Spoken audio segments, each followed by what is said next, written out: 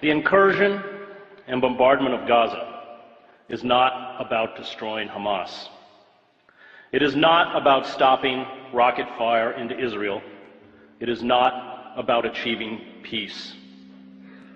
The Israeli decision to rain death and destruction on Gaza, to use lethal weapons of the modern battlefield on a largely defenseless civilian population, is the final phase in the decades-long campaign to ethnically cleanse Palestinians.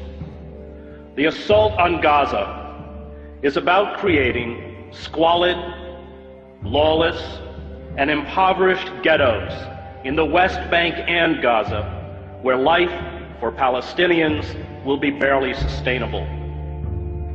It is about building a series of ringed Palestinian enclaves where the Israeli military will have the ability to instantly shut off movement, food, medicine, and goods to perpetuate the misery.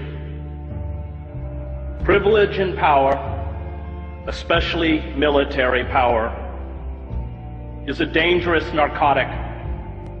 Violence destroys those who bear the brunt of its force, but also those who try to use it to become gods.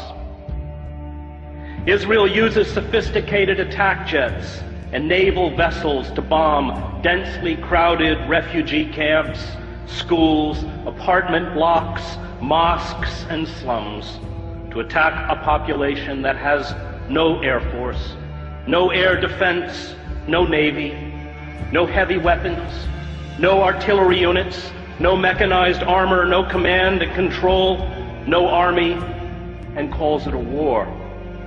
It is not a war. It is murder. Images of dead Palestinian children lined up as if asleep on the floor of the main hospital in Gaza are a metaphor for the future. Israel will from now on speak to the Palestinians in the language of death. Those who orchestrate such sieges do not grasp the terrible rage born of long humiliation, indiscriminate violence, and abuse. A father or a mother whose child dies because of a lack of vaccines or proper medical care does not forget. A boy whose ill grandmother dies while being detained at an Israeli checkpoint does not forget. Families who carry the broken bodies of their children to hospitals do not forget. All who endure humiliation, abuse, and the murder of those they love do not forget. This rage becomes a virus within those who eventually stumble out into the daylight. Is it any wonder that 71% of children interviewed at a school in Gaza recently said they wanted to be a martyr?